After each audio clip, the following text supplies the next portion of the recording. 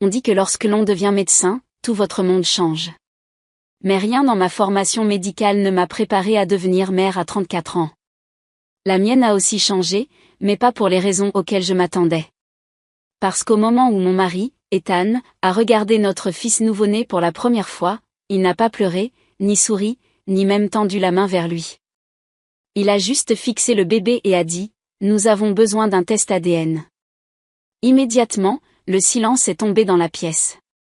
Puis, avec un sourire narquois des plus désinvoltes, il a ajouté « Il est trop beau pour être de moi ». C'était comme si l'air avait été aspiré hors de la pièce. J'étais assise là, dans mon lit d'hôpital, tenant notre nouveau-né, Noah, quelques heures seulement après l'accouchement. Mon esprit médical, soudainement submergé par l'émotion brute. Mes bras se sont instinctivement serrés autour de lui. Sa peau était douce et légèrement rosée, ses petits doigts enroulés en un point près de sa joue. Des réflexes de nouveau-né parfaits, dignes d'un manuel, que j'avais expliqué à d'innombrables patients. Il a émis un petit roucoulement, inconscient du silence qui a suivi les paroles de son père. Au début, j'ai ri. Parce que faire d'autre lorsque l'homme avec qui vous êtes marié depuis 3 ans, l'expert en sécurité que vous avez rencontré lors de cette conférence sur les données médicales, dit quelque chose d'aussi absurde?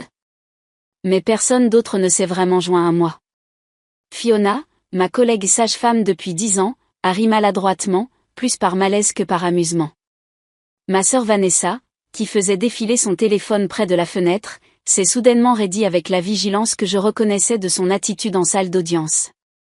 Ethan, ai-je dit en essayant de garder une voix légère, de quoi parles-tu? Il n'a pas ri. Il est resté là, les bras croisés, regardant Noah comme s'il analysait des données cryptées. Ses yeux se sont légèrement plissés et ce stupide sourire narquois n'a jamais quitté son visage. Je dis juste, Ethan a haussé les épaules, les yeux du bébé, ses cheveux, la petite fossette sur son menton. Allons, il n'y a aucun moyen qu'il ait hérité de tous les bons gènes. J'ai senti mes joues rougir, non pas à cause du compliment, mais à cause de l'insinuation. Ma poitrine s'est serrée comme un vaisseau sanguin comprimé, la pression augmentant à chaque battement de cœur. J'ai essayé de rire à nouveau, mais le rire est sorti faible. Alors, tu es sérieux? Tu veux vraiment un test? Mon cerveau médical calculait déjà les traits héréditaires et les probabilités génétiques. Ethan s'est approché du lit et s'est penché pour regarder Noah. Juste pour valider les données, a-t-il dit, comme si nous parlions de la sécurisation d'un réseau et non de la remise en question de la paternité de notre fils nouveau-né. J'ai senti une brûlure lente remonter le long de mon cou. Mes mains tremblaient alors que je déplaçais Noah dans mes bras, le berçant plus près de ma poitrine. Sa chaleur était la seule chose qui manquerait à ce moment-là. Du coin de l'œil, j'ai vu Vanessa se lever de sa chaise, les bras croisés étroitement sur sa poitrine. Sa bouche était pincée en une fine ligne, la même expression qu'elle arborait lorsqu'elle se préparait à contre-interroger un témoin hostile. Elle n'a pas dit un mot, mais je savais exactement ce qu'elle pensait. Elle n'avait jamais fait entièrement confiance à Ethan. Et peut-être qu'à ce moment-là, moi non plus. J'ai regardé mon mari, le consultant en sécurité informatique qui m'avait tenu la main à chaque rendez-vous, qui avait peint la chambre du bébé en vert pâle et m'avait dit que nous appellerions notre fils d'après son grand-père. Et j'ai vu quelqu'un d'autre. Quelqu'un de froid, de détaché, de suspicieux. Protocole de vérification standard, a-t-il répété en haussant les épaules, comme si ce n'était pas grave. Mais c'était grave. Parce que soudain, tout semblait différent. La pièce, la joie, même la douce respiration de Noah, tout était gâché par cette ombre qu'il avait projetée. Pourquoi ces paroles me blessaient-elles autant? N'étais-je pas suffisante? Ne me faisait-il pas confiance? Je n'avais pas encore les réponses, mais mon esprit de diagnosticienne cataloguait déjà les symptômes de quelque chose qui n'allait pas. Je savais une chose, ce moment aurait dû être magnifique, et au lieu de cela, c'était le début de quelque chose que je n'avais jamais vu venir. Après le commentaire d'Ethan, tout a basculé, non seulement dans la pièce, mais en moi. On pourrait penser qu'après avoir accouché, vos seules pensées seraient pour le bébé, évaluer les scores d'Apgar, surveiller les signes vitaux, suivre les habitudes alimentaires. Mais ces observations cliniques étaient submergées par des observations émotionnelles. Au lieu de cela, je ne pouvais pas m'arrêter de penser à ce que mon mari, Ethan, m'avait dit. Nous sommes sortis de l'hôpital 2 jours plus tard. Ma sœur Vanessa a insisté pour rester avec nous pendant un certain temps pour aider, mais je savais qu'elle ne faisait pas confiance à Ethan seul avec moi. Je lui ai dit qu'elle était dramatique, invoquant le secret professionnel avocat-client là où il n'existait pas. Elle n'a pas discuté. Elle m'a juste lancé ce regard, les lèvres serrées, les yeux perçants d'un examen juridique minutieux sous l'inquiétude. Ethan, d'un autre côté, agissait comme si tout était normal. Il n'a plus jamais mentionné le test ADN, pas une seule fois. Il changeait les couches, faisait des blagues sur le manque de sommeil, prenait même quelques photos soigneusement cadrées avec Noah, bien qu'il ne les ait jamais publiées, invoquant des soucis de sécurité numérique. J'ai essayé de laisser tomber, de me convaincre que c'était une blague stupide dite au pire moment possible. Mais quelque chose en moi avait commencé à me faire mal, une sorte de douleur sourde et lancinante, le genre de douleur que vous ne pouvez pas diagnostiquer mais que vous ressentez dans vos os. Ce n'était pas seulement le commentaire, c'était la façon dont il regardait Noah parfois, comme s'il le scannait à la recherche de vulnérabilité. Je l'ai surpris une nuit, debout au-dessus du berceau, à le fixer. Il n'a pas remarqué que je le regardais. Son front était plissé, ses yeux légèrement plissés, comme s'il cherchait des clés de chiffrement cachées dans les traits de notre fils. Quand je suis entré dans la pièce, il a sursauté légèrement et a ri en s'excusant. Juste une reconnaissance faciale, a-t-il dit. J'ai souri, mais quelque chose dans son ton a fait jaillir mon instinct de diagnosticienne. Puis, de petites choses ont commencé à se produire, des choses que ma formation médicale aurait rejetées comme des coïncidences si je n'étais pas déjà sur les nerfs. Une sage-femme de l'hôpital, Fiona, ma collègue de 10 ans, a appelé un après-midi en disant qu'ils mettaient à jour leur dossier de base de données médicales. Sa voix était professionnelle, mais j'ai perçu cette légère tension vocale que j'avais entendue des milliers de fois lorsque des collègues essayaient de cacher leurs inquiétudes. J'ai accédé à mon portail hospitalier et lui ai donné le numéro de dossier médical de Noah. Elle a marqué une pause avant de dire que tout était correctement documenté. Je lui ai demandé directement si quelque chose était signalé dans le système. Elle a dit non, mais sa voix avait la même cadence que nous utilisons lorsque nous omettons des détails préoccupants aux patients. Plus tard dans la nuit, je me suis connecté au système de dossiers médicaux de l'hôpital et j'ai examiné les dossiers de Noah, remarquant quelque chose qui a déclenché mes alarmes cliniques, le numéro de dossier médical électronique qui lui avait été attribué à la naissance. L'un des chiffres était différent du mien. Juste un caractère dans la séquence alphanumérique. Une erreur de saisie de données, peut-être. Mais une fois que votre esprit analytique commence à se poser des questions, la formation médicale exige que vous enquêtiez plus avant. J'ai consulté des revues médicales et des protocoles de sécurité hospitaliers sur l'identification des patients pendant des heures. Je suis tombé dans un terrier de lapin basé sur des preuves que je n'avais jamais eu l'intention de trouver. J'ai finalement montré mes découvertes à Ethan, pensant que ses connaissances en sécurité informatique apprécieraient les implications systémiques. « Tu es sérieuse, là ?» a-t-il dit en riant avec un étonnant dédain. C'est toi qui étais en colère contre moi pour avoir seulement suggéré que quelque chose n'allait pas, et maintenant tu agis comme si le bébé n'était peut-être pas le nôtre. J'ai ouvert la bouche pour présenter mes preuves, mais il a continué. Olivia, tu fais l'expérience d'un biais de confirmation. Tu viens d'avoir un bébé, tes niveaux de cortisol et d'ocytocine fluctuent énormément. Ne laisse pas la paranoïa compromettre ton objectivité. Il m'a embrassé le front et s'est éloigné, me laissant debout avec une tablette pleine de dossiers médicaux et un esprit plein d'hypothèses contradictoires. Peut-être que son évaluation était correcte. Mais si tout était médicalement sain, pourquoi ne pouvais-je pas faire taire mon instinct clinique qui me disait que quelque chose n'allait pas? J'ai commencé à tout examiner avec un œil professionnel, l'acte de naissance de Noah, les dossiers électroniques, les données d'échographie, les marqueurs biométriques et les photos. Je suis devenu quelqu'un que je ne reconnaissais pas, un médecin avec un nouveau-né dans un bras et l'accès à des bases de données médicales montrant des anomalies statistiques dans l'autre. Je ne voulais pas croire qu'Ethan était sérieux au sujet du test, mais maintenant, au fond de moi, mon esprit scientifique n'était plus aussi sûr qu'il avait tort de s'interroger. Et cela me terrifiait. C'est quelques jours plus tard qu'Ethan a de nouveau abordé le sujet. Il ne l'a pas fait pendant une dispute, ni même avec une once de colère. Il l'a juste dit avec désinvolture en prenant un café, comme s'il discutait de protocole de chiffrement. J'ai trouvé un laboratoire privé qui fait du séquençage génomique rapide, a-t-il dit en prenant une gorgée de sa tasse. Conforme à la loi IPAA, certifié ISO, norme de confidentialité de niveau militaire. J'ai cligné des yeux, mon détachement clinique me faisant momentanément défaut, le café chaud me brûlant la paume. Tu es toujours là-dessus ? Il a levé les yeux. Ses yeux étaient calmes, mais trop calmes. La neutralité étudiée de quelqu'un qui compartimente les données. Je pense que ça nous donnera à tous les deux une certitude basée sur les données. À tous les deux. Je n'ai pas répondu tout de suite. J'ai regardé Noah, qui était blotti sur ma poitrine, ses petites lèvres tremblant dans son sommeil paradoxal, ce que ma formation médicale reconnaissait comme un développement parfaitement normal. Il était si paisible, si parfait. Chaque signe vital était exactement là où il devait être. L'idée que quelqu'un le remette en question, même son père, me semblait une violation éthique de mon serment de médecin et de mon instinct de mère. Mais en même temps, j'avais aussi enquêté sur des incohérences, n'est-ce pas ?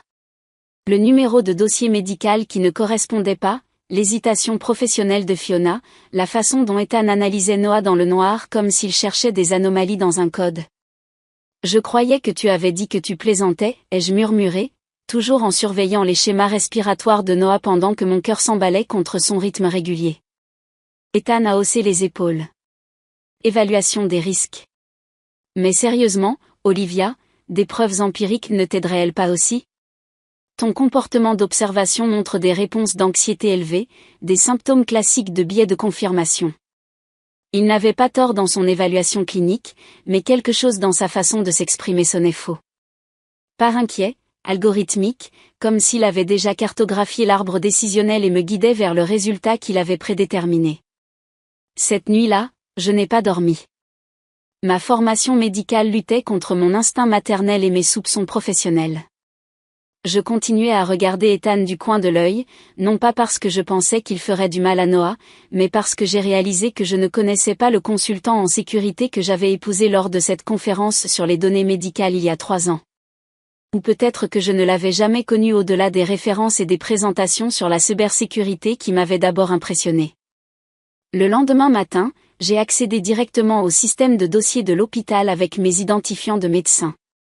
J'ai dit à ma collègue de la gestion de l'information sanitaire que je devais vérifier les dossiers de naissance de Noah à des fins de documentation personnelle. L'administratrice de la base de données a transféré ma requête à travers 2 niveaux d'authentification, chacun nécessitant une vérification supplémentaire. Finalement, j'ai été mise en relation avec le Dr Chen, la responsable de la conformité des dossiers médicaux, qui semblait étrangement réservée lorsqu'elle a vu mon nom. Paramètres tous dans la plage normale, a-t-elle dit après avoir examiné le dossier, sa voix portant ce détachement clinique que nous utilisons lorsque quelque chose ne va pas. Nourrisson mal en bonne santé, né à 3h42 du matin. Aucune complication documentée. Mais son identifiant de dossier médical électronique présente une divergence avec le mien, ai-je dit, mes instincts de diagnosticienne s'embrasant. Variance d'un seul chiffre dans la séquence alphanumérique. Des artefacts système peuvent se produire pendant le traitement de gros volumes, a-t-elle répondu avec l'efficacité rapide de quelqu'un qui récite un protocole plutôt que d'enquêter. Nous avons mis en place des algorithmes de vérification améliorés depuis lors. Avant que je puisse poursuivre mon enquête, elle m'a brusquement redirigé. Vous devriez soumettre une demande officielle au service des archives pour obtenir une documentation certifiée. Connexion terminée. Je suis restée assise là pendant un long moment, ma tablette affichant toujours le dossier médical incomplet. C'était comme si le système de l'hôpital était conçu pour obscurcir les choses, comme si une enquête appropriée était délibérément entravée. Le même jour, j'ai commencé l'analyse médico-légale de l'empreinte numérique d'Ethan, ses références, ses certifications professionnelles, les actes de conférence, tout ce à quoi je pouvais accéder avec mes privilèges de base de données médicales. Je me suis dit que j'étais juste minutieuse, mais au fond, je cherchais des incohérences dans les données qui invalideraient mes soupçons ou les confirmeraient avec les preuves que mon esprit scientifique exigeait. Mais il y avait des lacunes. Aucune présence numérique avant 2012. Aucune publication académique. Juste un profil LinkedIn et ses certifications de sécurité, qui, j'ai remarqué, ne comportaient pas de numéro de vérification que je pouvais recouper. Je n'avais jamais analysé ces détails auparavant avec mon regard clinique. Ou peut-être que je n'avais jamais appliqué la même rigueur diagnostique à ma vie personnelle qu'à mes patients. Quand je l'ai interrogé plus tard, il a ri avec une aisance étudiée qui n'atteignait pas tout à fait ses yeux. Une violation de serveur a effacé toutes ces données lorsque j'étais consultant à l'étranger, tu te souviens? Je t'ai informé de cet incident de sécurité. Me l'avait-il dit à l'époque? Ma mémoire ne montrait aucune trace de cette révélation, et je me targue de mon attention aux antécédents des patients. Chaque anomalie dans les données ressemblait soudain à un symptôme clinique. Et une fois que vous commencez à documenter un diagnostic différentiel, l'éthique professionnelle exige que vous poursuiviez votre enquête. Malgré tout, j'ai accepté le test ADN, non pas parce que je doutais de la génétique de Noah, mais parce que j'avais besoin de preuves scientifiques, non pas des marqueurs biologiques de Noah, mais de ceux d'Ethan. Je n'ai pas verbalisé cette hypothèse, bien sûr, tout comme je ne partagerai pas un diagnostic incertain avec un patient. J'ai simplement hoché la tête et dit, d'accord. Et au moment où j'ai consenti, Ethan a expiré, affichant des signes physiologiques de soulagement que mon œil exercé ne pouvait manquer. C'est à ce moment-là que mes instincts diagnostiques se sont cristallisés avec certitude. Il n'avait pas peur de ce que l'analyse génétique pourrait révéler sur notre fils, il avait peur que j'arrête l'enquête avant qu'elle ne révèle quelque chose sur lui. Le test ADN était prévu pour jeudi. Ethan s'est occupé de tout, il a recherché l'établissement, vérifié ses références, nous y a même conduit tout en expliquant leur méthode de séquençage comme s'il s'agissait d'un audit de cybersécurité de routine. Il était calme, trop calme, avec le sang-froid de quelqu'un qui sait exactement quel sera le résultat. Pendant ce temps, j'avais l'impression que ma poitrine était comprimée par un fil chirurgical qui se resserrait chaque fois que je captais son reflet dans le rétroviseur. Noah était dans son siège auto à l'arrière, clignant des yeux vers le plafond, enlevant ses petites chaussettes avec des réflexes moteurs parfaits, dignes d'un manuel. Il était le seul dans la voiture dont les signes vitaux semblaient normaux. J'enviais sa paix physiologique. Nous avons soumis les échantillons, le mien, celui d'Ethan, celui de Noah, et on nous a informé que nous recevrions les résultats dans 5 jours ouvrables. Ethan a tenté de plaisanter en sortant, quelque chose comme « Je parie que sa séquence génétique est à 80% parfaite, 20% dépanneur. » Mais j'ai à peine traité ces paroles. Mon esprit médical calculait déjà les probabilités et se préparait à de multiples scénarios de diagnostic. 5 jours. 5 jours à exister dans cette incertitude clinique, sachant que mon mari remettait en question la paternité de notre fils et reconnaissant que mon évaluation professionnelle de l'identité d'Ethan était fondamentalement erronée. Cette nuit-là, je n'ai pas pu dormir. Mon rythme circadien était complètement perturbé par les hormones du stress. Je suis restée allongée dans mon lit, faisant semblant de lire des revues médicales sur ma tablette pendant qu'Ethan affichait des habitudes de sommeil normales à côté de moi. Mais mes pensées maintenaient des voies neuronales hyperactives. Son explication de la violation de serveurs concernant l'historique numérique manquant continuait de déclencher mes soupçons diagnostiques. Cela se présentait comme un historique de cas soigneusement construit plutôt que comme une expérience vécue. Pourquoi ne pouvais-je me souvenir d'aucune documentation antérieure de cet événement significatif dans notre relation? Le lendemain matin, j'ai laissé Noah avec Vanessa et je suis retournée à mon hôpital, non pas en tant que patiente, mais en tant que Dr Olivia Miller, gynécologue obstétricienne. J'ai dit à la réception que je devais examiner des dossiers pour un projet de recherche. Techniquement vrai, même si la recherche était profondément personnelle. Mes références médicales m'ont donné un accès immédiat à la maternité. Au moment où j'ai vu Fiona, la sage-femme expérimentée qui avait échangé ce regard inquiet pendant l'accouchement, j'ai ressenti une poussée de curiosité professionnelle mêlée à une peur maternelle. Elle m'a reconnue immédiatement. « Bonjour Dr Miller », a-t-elle dit, son attitude clinique s'adoucissant. « Comment va votre petit garçon ?» Développement dans les délais, ai-je dit automatiquement, utilisant la terminologie médicale. Mais je dois vous consulter sur quelque chose de préoccupant. Je lui ai montré la divergence dans le dossier électronique, l'identifiant qui ne correspondait pas, la procédure de suivi anormale. Je m'attendais à ce qu'elle m'offre des paroles rassurantes standards, mais au lieu de cela, son calme professionnel a vacillé sensiblement. Je ne devrais pas divulguer cela, a-t-elle dit en vérifiant que nous n'étions pas surveillés, mais cette nuit-là, nous avons signalé un problème potentiel d'intégrité de la base de données. Juste un instant, le système a affiché des dossiers de patients en double sous votre numéro médical. Cela a finalement été résolu. L'administration l'a classé comme une erreur système de routine et a demandé au personnel de ne pas en tenir compte. J'ai senti ma tension artérielle chuter précipitamment. Noah a-t-il déjà été retiré de l'environnement surveillé sans ma présence, ai-je demandé, ma voix clinique me trahissant. Fiona a hésité, comme nous le faisons avant d'annoncer des nouvelles inquiétantes. Pour une évaluation néonatale standard, oui. Mais seulement pour la durée du protocole standard. Quantifier la durée du protocole standard, ai-je insisté. Elle a détourné les yeux, rompant notre contact visuel professionnel.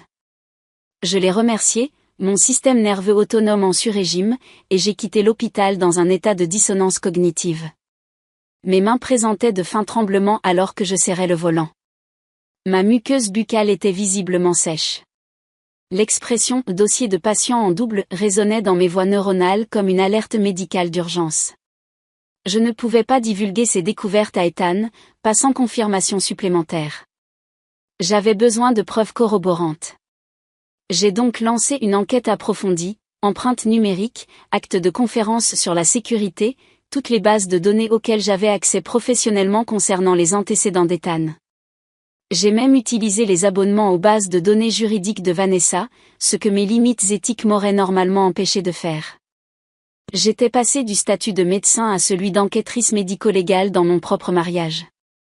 Mais plus j'analysais, plus les incohérences apparaissaient, aucune documentation de ces prétendues certifications de sécurité, aucune présence numérique avant 2012 et, le plus troublant, aucune référence professionnelle qui pourrait vérifier son travail avant qu'il ne me rencontre à cette conférence sur la sécurité des données médicales. Pas un seul collègue de ces prétendus contrats précédents. C'était comme si Ethan Cameron s'était matérialisé spontanément à l'âge de 29 ans avec une identité de consultant en sécurité toute faite. J'ai regardé un profil étrangement générique sur le site web d'une conférence sur la cybersécurité et j'ai senti mon système digestif se contracter sous le stress. J'avais consenti à des tests génétiques pour établir la paternité de Noah, mais maintenant, mes préoccupations diagnostiques avaient évolué. Ce qui me terrifiait le plus n'était pas de savoir si Noah partageait l'ADN d'Ethan, mais les preuves cliniques croissantes que toute l'identité d'Ethan pourrait être un historique médical fabriqué. L'appel est arrivé tôt un mercredi matin. J'étais debout dans la cuisine, surveillant les habitudes alimentaires de Noah, toujours en blouse, lorsque mon téléphone a sonné. L'écran affichait « numéro masqué ». J'ai failli ne pas répondre. Mon cœur s'est emballé, mais ma formation clinique a pris le dessus. Dr Miller, a dit une voix mesurée. C'est le Dr Hawkins du laboratoire de diagnostic moléculaire. Nous avons besoin que vous et votre mari veniez aujourd'hui pour discuter en personne des résultats du séquençage génomique. En personne, ai-je demandé, la gorge instantanément sèche. Oui, les résultats nécessitent une attention immédiate. Mon estomac s'est noué. Je ne pouvais même pas parler.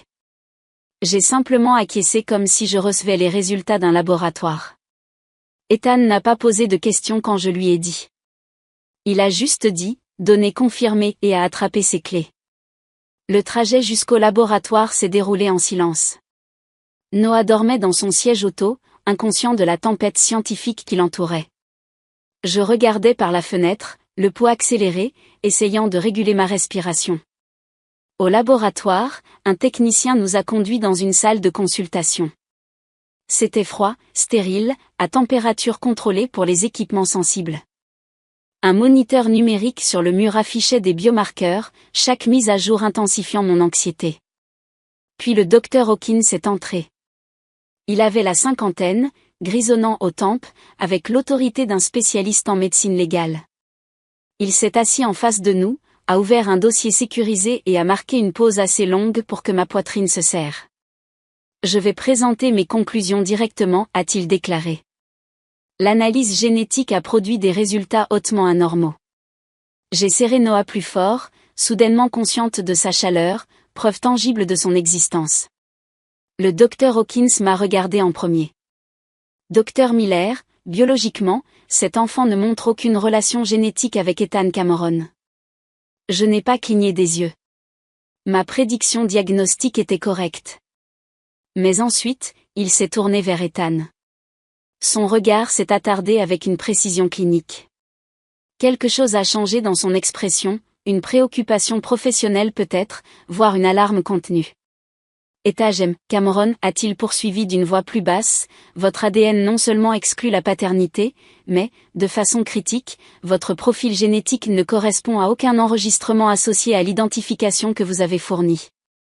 Ethan est resté complètement immobile. Je l'ai regardé, attendant une réaction physiologique, mais son visage n'a rien exprimé. Le docteur Hawkins a fermé le dossier. Nous avons effectué une vérification par le biais des bases de données fédérales. Votre nom, votre date de naissance, même vos données biométriques, tout a déclenché un protocole de sécurité. Ma tension artérielle a chuté dangereusement. Que dites-vous, ai-je demandé, à peine audible. Le docteur Hawkins n'a pas répondu. Il a activé son système de communication et a prononcé une phrase que je n'oublierai jamais, sécurité, présence immédiate requise en salle de consultation 4. Le temps s'est arrêté. Je me suis tourné vers Ethan et, pour la première fois, j'ai vu une micro-expression momentanée, la peur. Mais elle a disparu instantanément. Que se passe-t-il, ai-je murmuré. Ethan s'est contenté de se lever. C'est scientifiquement infondé, a-t-il déclaré d'un ton neutre. Vous me classez comme quoi? Un voleur d'identité numérique? Mais le docteur Hawkins est resté calme. Nous ne théorisons pas.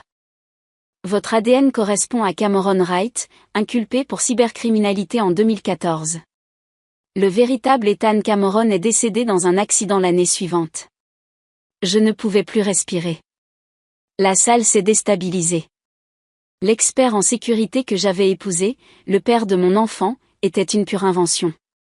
Alors que les agents fédéraux entraient, Ethan, non, Cameron, m'a regardé, non pas avec culpabilité, mais avec quelque chose qui ressemblait à du regret, comme si, peut-être momentanément, il avait voulu être la personne qu'il avait inventée.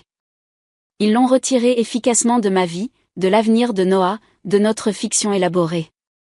Je n'ai pas pleuré immédiatement. Pas pendant son arrestation, pas pendant qu'on l'escortait, pas même lorsque le docteur Hawkins a transféré le rapport génétique à mes identifiants médicaux.